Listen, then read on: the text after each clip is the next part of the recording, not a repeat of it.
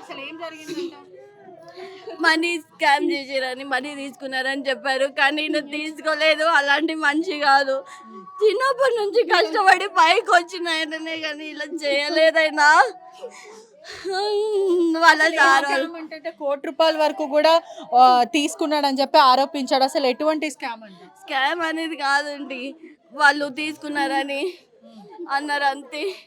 ఎంత మనీ అంటే 1 CR అన్నారు, 1 CR అన్నారు, కానీ ఆయన తీసుకోలేదు. అలాంటి మనిషి కాదు ఆయన.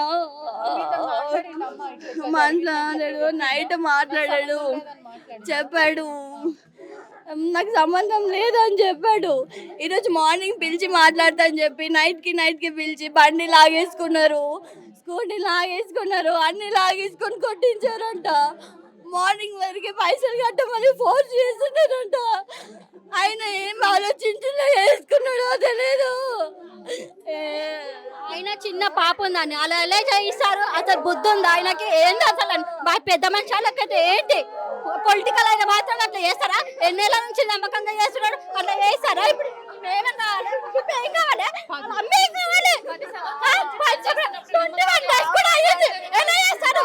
అసలు ఏంటి? మాట్లాడతా దీనికి కారణం కూడా ఎవరైతే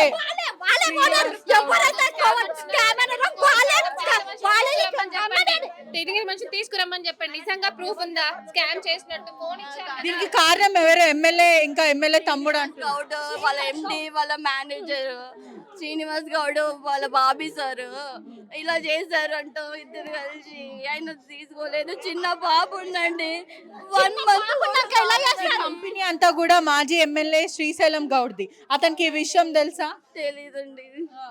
తప్పు లేకపోతే రావాలి కదా కంపెనీ నుంచి తెలిసినప్పుడు. ఎవరు ఒక్కరు కూడా రాలేదు ఇప్పటి వరకు. ఎందుకని మాజీ ఎమ్మెల్యే శ్రీశైలం గౌడ్ కూడా వేధించాడా? నాకు అంత క్లారిటీ. శ్రీనివాస్ గౌడ్ వేధించారు.